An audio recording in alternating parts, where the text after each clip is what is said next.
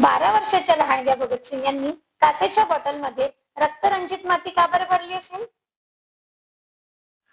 तर एकदा काय झालं, 13 एप्रिल 1919 रोजी अमृतसर मधील जालियनवाला बागेमध्ये हजारोंच्या संख्येने लोक उपस्थित होते आणि कारण होतं इंग्रजांविरुद्ध होणाऱ्या अन्यायाप्रती एक शांत आंदोलन उभारणे.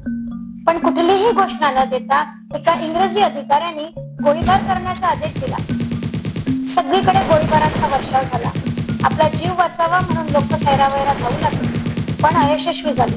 बरीच लोक मृत्युमुखी पडली. काही लोकांना वाट मिळत नव्हती म्हणून त्यांनी विहिरीमध्ये उड्या मारल्या आणि तेही मृत्युमुखी पडले.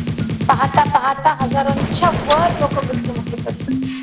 ही गोष्ट दुसऱ्या दिवशी सगळीकडे अगदी हाहा म्हणता पोहोचली आणि लांबवर एका खेड्यात राहणाऱ्या एका 12 वर्षाच्या मुलाला जेव्हा हे कळलं, तेव्हा तो अनवाणी पायाने रणरणत्या उन्हात जालियनवाला बागेमध्ये पोहोचला. जेव्हा त्याने हे विदारक दृश्य बघितलं, तेव्हा त्याच्या पायाखालची जमीन सरकली. आपल्या आत्तेष्टांसाठी रडणाऱ्या लोकांचा आक्रोश त्याच्या कानामध्ये पोहोचत होता. तेव्हा त्या चिमुकल्याने काय करावं? त्यांनी बाजूला पडलेली एक काचेची बॉटल उचलली आणि रक्तरंजित माती त्यामध्ये भरली. ती बॉटल घेऊन तो घरी गेला. ती बॉटल त्याच्या नजरेस 24 तास दिसावी अशी त्यांनी ठेवली.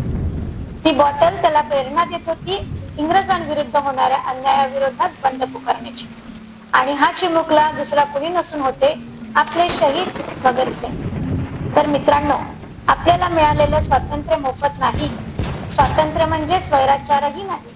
जर आपण आपल्या स्वातंत्र्याची किंमत करीत असू तर आपण आपल्या शहीदांचा अपमान करत असल्यासारखा आहे.